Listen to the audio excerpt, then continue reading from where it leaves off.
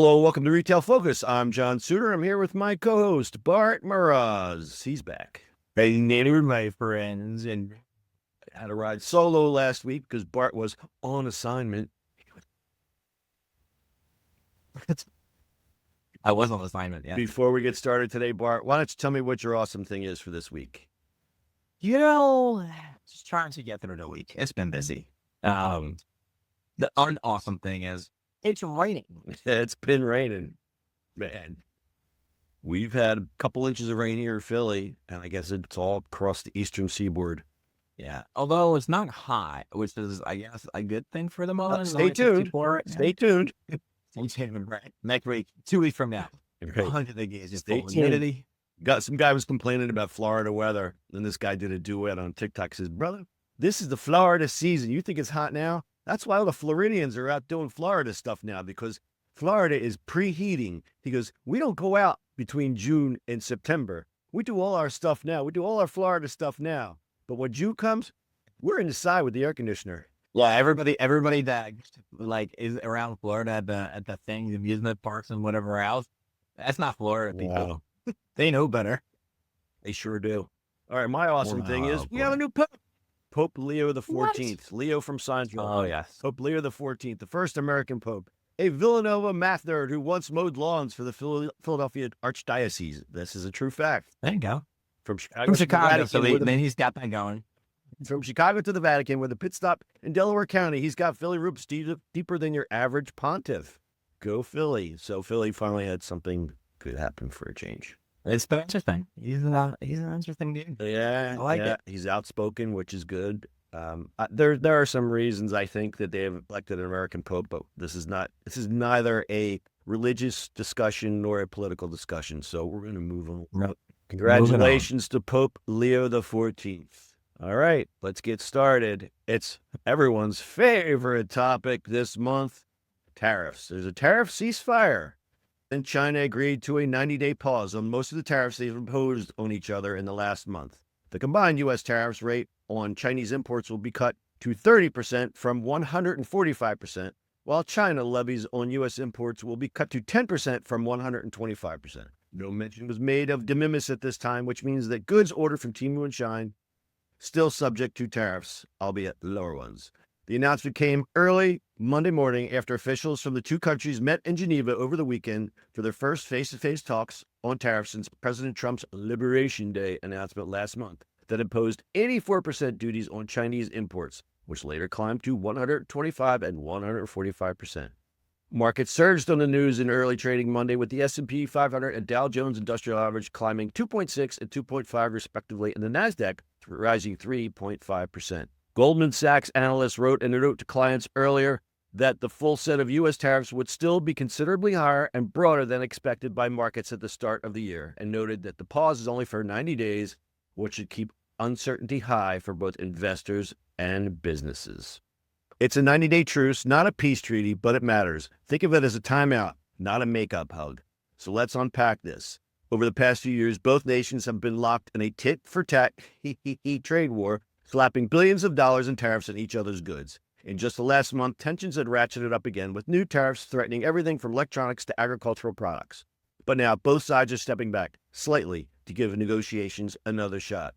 The pros? The truce lowers the temperature in global markets. Markets get to unclench for a minute. Wall Street hates surprises unless it's earnings season, so a little predictability is nice. It also gives businesses some breathing room. Businesses can stop hyperventilating and maybe make some decisions without checking Twitter every 5 minutes. Companies relying on imports or exports now have a short, albeit very short, window to plan around the volatility.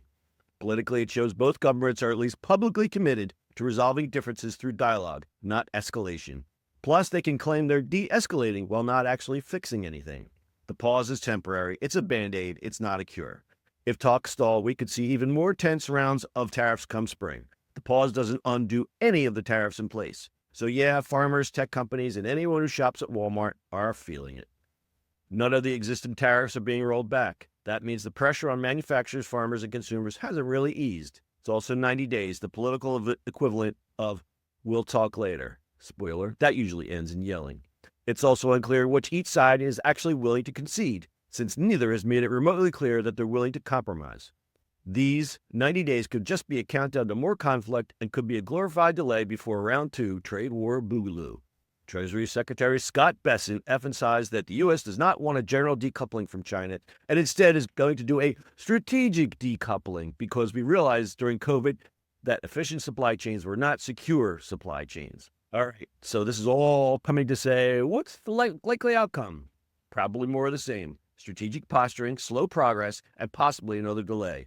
Both governments are under domestic pressure to look tough, so neither was to be seen as backing down. But full economic warfare isn't in anyone's best interest either. Give this as a timeout in a very long game, not the end of the match. Bottom line, it's not peace, it's not even progress, it's just a breather and a reminder that in global politics, even hitting pause feels like a win. Stay tuned. I don't think it feels like a win at all. No. I think China went to normal and we're doing 30%. Like, one of the big problems is the uncertainty. And you can't be, I mean, 90 the days. long, Yeah, 90 days is nothing. Well, here's the problem with 90 days right now. I'm looking at the calendar from retail perspective. You have to order stuff right now for season. Sure. So, like right now. Okay, so 90 days, so you order it, it starts coming over, and then you get stuck on the same thing that just happened where like Right. the boats were in the middle of coming, and all of a sudden you have this thing and you can't pick it up. Yeah. But you can't plan for that. Because people don't realize that it takes a couple of weeks for these boats to get here, minus manufacturing. Yeah. Ordering and manufacturing.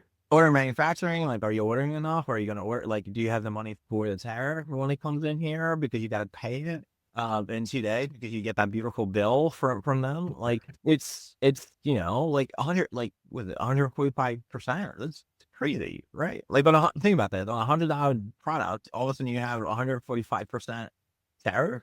Like, yeah, there's no money to pay. Like, small business are really gonna. How do you plan for this? Well, that's the biggest problem, though. apparently the consumer doesn't pay that. Well, in business world, that's just In the real world. Well, today, I mean, Walmart just announced today they're going to raise prices because of tariffs. They're going to raise prices because of tariffs. Of course. You know, and uncertainty, all companies going to raise prices because they don't know what's going to happen in 90 days. Yeah, 90 It's days. going to go away, not go well. Like, the 90 days is not enough. It's not fixed. It's not, you know. It's just kicking And down the road. I mean, the problem with small businesses, they don't have the money to do this. Walmart, or if Walmart is saying we're going to raise prices, they're like, we're just getting ready because we go across the board. Yeah. It's like, If Walmart raises their prices, then what do you think the small business owner has to do? I mean, it's going to be well, go out of business or raise prices and then go out of business. People want price Right. stuff. And People are- you got to remember that. people are very price sensitive right now, so it's going to be Right. terrible. But you also got to remember once big companies start raising their prices, they're not going to lower their prices. It never usually goes back the other way. I don't know why that is. Right. Like food, yeah, because it goes up and down, Sure. and you kind of go with And energy. demand, yeah, and energy, and that's just supply and demand play, right? Whereas anything else, I mean, obviously Walmart has food, and they just had the rollback thing, whatever. But like, what are we doing? You know, it's like and markets are responding. And they're like, well, maybe it's not going to be a thing. Maybe they'll agree to something, but a maybe in the world is not okay. Maybe 90 days. And a It's maybe, worth- and a maybe when you're dealing long distance trade, it's they deal in matters of seasons and quarters, not days. Well, it's also supply chain issues, right? Like, if you stop it, you know, the clothing, okay, whatever, right? Clothing is clothing, but food, anything that we have to produce here, like anything overall, like just survival. And then some of the biggest thing, it's medication. That's the big one. Yeah, You know, and packaging too. A lot of people don't realize how much raw packaging product just comes from China. yeah. You know, it's like if okay, let's just say a guy makes some yogurt here and he buys all his yogurt containers from China. The price goes up because of the packaging. Well, yeah. So I saw somebody on the sell cookies, right? And she literally walked everywhere here to get the packaging done properly. And it's 5 times more expensive. It's not the same quality. It's not done properly. You know, where in China, they have the whole thing. Yeah, everything is. The problem, I think, like, people don't realize that, like, yeah, for the longest time, everything in China was cheap and stuff like that. And people have that fourth of that, it's cheap. Unfortunately, it's not. Yes, we still have cheap goods, but the rest of the stuff, the supply chain over there is so in its flying over there, and the skill set and the factories are built automation and stuff like that. That whole chain has changed. Yeah. Where they can do it a lot faster, they can do it a lot cheaper. Like how many videos you've seen when people go over there is like, oh, I want this bag produced for me. How much is it? They're like, well, we can get down to, $1 or $2, whatever, $10, right? And the guy's like, well, what is it for one? Well, it's 40, which is still a lot, right? For one bag, but with the minimum 20 bags. Fine, I can order that. I mean, like, there's a different You couldn't do apply now. You couldn't do that here. And We're just gonna do that. as you kind of touched on the whole manufacturing process, like the tool and die, like people getting dies made and things like that, they could do that in a day. Whereas if you ask an American company, it would be like, oh, a couple of weeks or whatever. Well, it's not even that they don't want to do it. The problem No, it's that they're not set up for it. Right. They're not set up for it, and they can't do it. Where over there, they're like, I'll just go down the street and get all the tools I have because they built these things to do that. That's not coming back here. It's not. It's impossible to do. The amount of like I love the idea of like, well, we need to build factories. That's fine. We can build them. Okay. But who's going to have the tooling? Who's going to have the manufacturer? Who's going to have any of that? Still got to get imported. Still got to get built. You know what I mean? Like every piece of that. People don't realize we don't have actual factories here. They're gone. They've been gone. It's not coming back. It's just literally not coming back. And you would have to put like 1,000% tariff on this stuff where people want to not go buy stuff. All right. Yeah, because there's the disconnect where it's like, oh, it'll create jobs. It'll be the great, golden age again. But the problem is that those jobs will only pay you $7 an hour. So the cost of living keeps increasing. The cost of salaries is stagnant. The cost of goods keeps going up, up, up. So these people working these $7 jobs are not going to be able to afford the $3,000 iPhones. And older people aren't going to go to factories. So you want young people. Young people are not going to go to factories. They want to be a TikTok star. What's our joke? Yeah, you can make more on way. TikTok in 10 minutes than you can in a week in a factory. Nobody's going to do that. Like, we're done. Like, that's not a thing. You know what I mean? Like, and you have to spend 5-6 years to build a factory. Then you got to do a profit. Like, it takes a long time to do that. What company is going to say, fine, we're going to build a thing with uncertainty? They're not. The business side of it doesn't make no sense. Just on the simplicity of that. Well, anyway, we did have the one phrase, we're doing a strategic decoupling. It reminded me of Gwyneth Paltrow and Chris Martin from Coldplay when they announced in 2014 they had a conscious uncoupling, which I thought was the most bizarre phrase I'd ever heard, but we live in a different time now.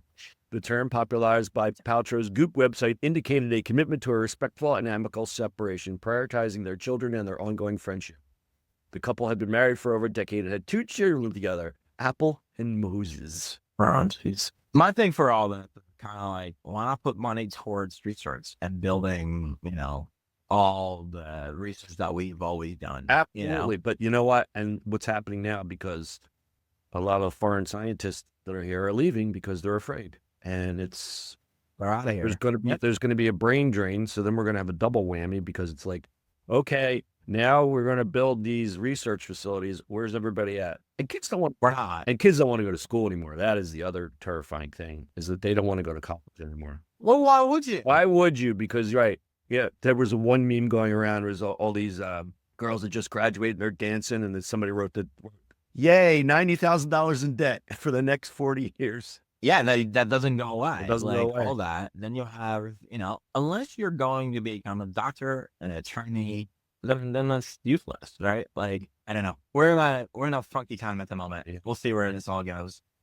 Not a good time to get a journalism degree, you're saying? Or a liberal arts degree? Well, I think that people confuse what liberal arts actually looks like, because liberal arts includes math and a whole bunch of other things that you don't think it includes. Oh, it has math. Forget it. I don't like math. I mean, it has a whole bunch of things that are actual. Understood. It's not just basket weaving, my friends. Underwater basket weaving. Not only that. Aerobic basket weaving. All right, we're going to move on. Our next story, Magento hack. In e-commerce platform troubles this week, hundreds of Magento-powered enterprise websites were backdoored by malware that executes malicious code into the browsers of visitors, allowing it to steal payment, information, and other sensitive data. The infections are a result of a supply chain attack that compromised at least 3 software providers with malware that remained dormant for 6 years but became active in the last few weeks. Now that's playing the long game. In one of the most significant cyber attacks on e-commerce platforms to date, over 4,000 online stores using Adobe Commerce and Magento have been compromised through a critical vulnerability known as Cosmic Stain. So what happened? Attackers exploited this flaw to steal cryptographic keys, allowing them to inject malicious code into checkout pages and siphon off customer payment data. Even after some stores applied patches, the stolen keys remained valid, enabling continued unauthorized access. So who's affected? Approximately 5% of all Adobe Commerce and Magento stores have been impacted, including major brands like RayBan, National Geographic, and Whirlpool. So the takeaway? This incident underscores the critical importance of timely software updates and comprehensive security measures. Merchants are urged to update to the latest Magento versions and invalidate old cryptographic keys to prevent further breaches, because if you don't, you're basically hosting a hack me party at checkout. Stay vigilant and ensure your platforms are secure to protect both your business and your customers. Man, we haven't heard that name in a while. Man, this was dormant for 6 years. That's crazy. Yeah, they are. It's weird. I mean, I haven't heard Magento in so long. It's been a minute. That's all I got, bud. That's all you got? All right, Bart has no comment on Yeah, I mean, we can talk about it. We haven't touched Magento in a long time. So. Just give me your take on security. That's all. We'll move on. Well, when it comes to, when it comes to any e-commerce platform, you can just make sure everything's updated all the time. Your code is updated. Work with a really good vendor, basically, and everything checks out and secured. That's pretty much always been our thing, right? Like, it's really interesting that people don't. It's weird that it was dormant for that many years. Yeah, because you think about whoever wrote the code. Are they still alive? Do they still believe in what their mission was 6 years ago in stealing or doing whatever malicious activity they were hoping to do? Like 6 years, Right. years. Which is really weird. The other thing that struck me is that, okay, so we worked in Magento for a long time, and we worked with some mid-tier brands, and we were always, with Bob, it was always security first, everything must be secure, which, how can brands like RayBan, National Geographic, and Whirlpool be that lax in their security to be affected? And I don't even know what the other brands are. I mean, it says 5%. 5% doesn't seem like a lot, but that's a lot. If you got I don't know. Magento stores, so how many Magento stores are left? Then you take that number, take 5% of that. That's a huge number. That's definitely a huge number, my friend. Are these guys still employed? Well, yeah. I mean, Magento always had this issue of, remember when it started with it? Like, it's a different platform. Yeah, it's a PHP based, so a lot of people who were in WordPress play kind of started developing on it. Right. Without realizing that, like, no matter what platform you develop on, you have to understand e-com. Like, e-commerce is not just the system is just put together, right? Like, Magento is you have to have a lot of people to work on it. It is it's very custom. You have to work it, right? It makes sense for a lot of people, depends on what they're selling, things like that. People go to like Shopify, which is secure for them and stuff like that. They have their own issues, but for the most part, the checkout is secure and locked down. It's, understanding when it comes to e-com, because you're dealing with credit cards and people with money, security is number one. I don't care what that is. Like, what are we doing? Number one. So which one of the Magento is the self-hosted one, like Shopify? Is that Commerce? The Magento one, it's still Magento. The Adobe Commerce is. They don't have a self-hosted version. I thought they did.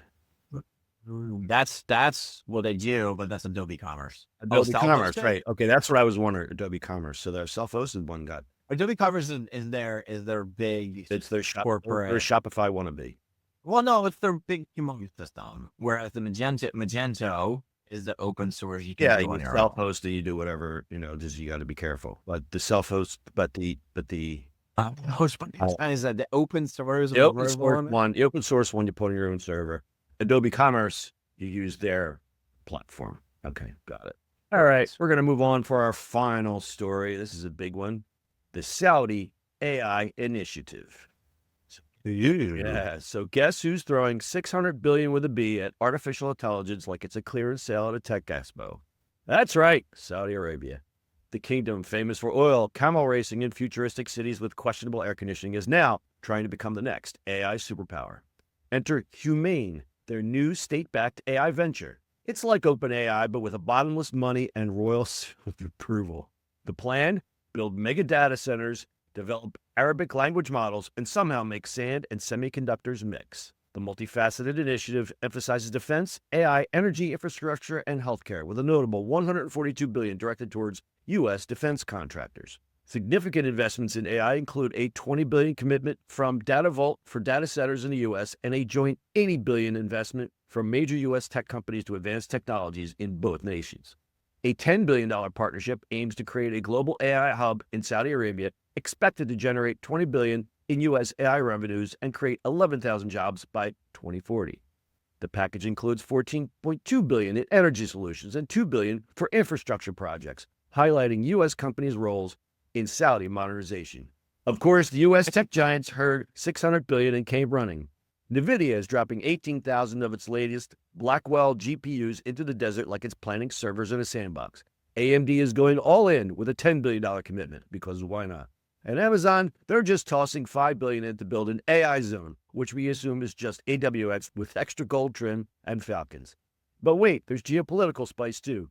The U.S. just lifted export restrictions on high-end AI chips to the Middle East, meaning Washington's basically saying, sure, take the chips, just don't let China get there first. This isn't just about dollars, it's about influence. The U.S. is reasserting its leadership in a region increasingly courted by China and Russia. For investors, this opens the door to long-term tailwinds in defense and energy stocks and could set the tone for an era of foreign policy that actively leverages American corporate strength. Global capital is still clearly betting on U.S. innovation, and Washington is eager to help it find out. While the scale of the investment is unprecedented, the success of this initiative will depend on effective implementation and the development of local talent to support the local AI ecosystem. This is all part of Saudi's Vision 2030 plan, their massive effort to diversify away from oil before the world stops lighting things on fire for fuel. AI is the new pet project, and they're not playing small.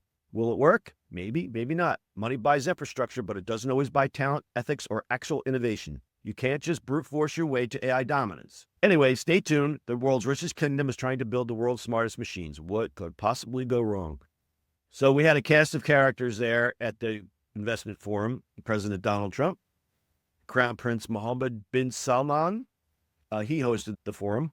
Jensen Huang, CEO of NVIDIA, he announced his supply deal with Humane. And our old friend Elon Musk, plus other stars like Sam Altman, Adam Selipsky, CEO of AWS, and Arvind Krishna, CEO of IBM, spoke about the company's long-term partnership with the kingdom and its role in advancing AI infrastructure. So it was a who's who at this summit. It was like the Davos for AI. Pretty interesting. Yeah, it's interesting. I just saw the IBM guy talk, last week at the conference. So I followed the CEOs about a lot of AI stuff. Elon's give a grab. And the other thing. Yeah. And the funny thing is, him and Sam being in the same room is always funny. Yeah. Because they don't like each other. It is what it is. Saudis are actually putting a lot of money in. This is not the only thing. Like, if you look at, there's a lot of people that are moving towards that way, towards moving there, because they're hiring a lot of American agencies and companies like that to build their own sort of infrastructure and build a whole bunch of things. So talent is going to go there. A lot of VCs are going there to get the money. So it's definitely moving around. So they're in the game. Like, the talent's going to be there. Everybody's kind of moving around. So global world, it's going to happen. Yeah, they definitely have money for it, and they pay their talent. If you can hack the weather, it's a great place to hang out for a couple of years. Yeah, which is interesting. How they're going to cool all these computers down, because AI is taking a lot of energy. Yeah, or less energy than we thought it did. Apparently, there was that story. I didn't post it in here, but there was a story about Alibaba found a new workaround, a la like DeepSeek, where they've found out how to make their AI work with less computing power. So you call them off. You don't, all the power that has to happen, which is great. I think that's gonna like, when is the AI gonna fix itself at some point? Right. Right. It's funny. And like, there was the statement that Sam Altman made a couple weeks ago. He said, every time you're polite to AI, it takes more power. Because I know a lot of people are like, oh, thank you, ChatGPT. Thank you for this. For your great. You know what? The robot doesn't care. The robot doesn't care. No. It's funny that he's so used to saying it, and I just like to know it. I'm probably the most like surgical about my prompts. I know. than it- And it's funny. It's like I tend to be a polite person, sometimes to my own detriment, but I've also done that too. Like I'll ask it a bunch of things, and then I'm like, that's great. And I'm like, what? He doesn't care. That's great. Thank you. Thank you, robot. Thank you very much. Thank you, robot. Robot. So the Humane Fund will use NVIDIA's tools to roll out models, data centers, and new AI services across the region. Saudi Arabia and NVIDIA are teaming up to teach 4,000 locals generative AI skills as part of the Vision 2030 push. I think that's significant. And the kingdom is building a 500 megawatt AI hub using 18,000 of NVIDIA's latest chips to supercharge its global AI ambitions. You know, AI really needs to be taught in like elementary school here now, I think. Probably. I think it should. Yeah. Pretty much. Unless it's A1. My favorite condiment. That's too funny. That's it. All right. No more quotes on the Saudi AI project. It's pretty interesting. They're all just trying to buy influence, and they get the money for it, so good for them. I just hope it pans out the way it says it will, and the dollars come back to the good old US of A for some of this. That'd be very good, my friends. That'd be very good. And you can send it to me. I'll put my address below.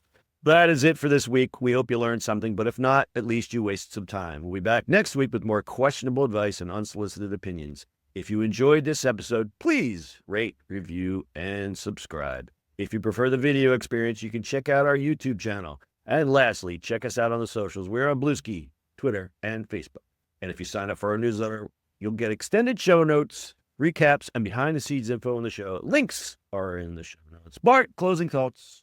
Stay friendly, my friend. Stay friendly. I like that. Stay friendly. Until next time, may your internet be fast, your video calls be clear, and your mute button always work when you need it most. Peace. Peace. Peace. What do you do now,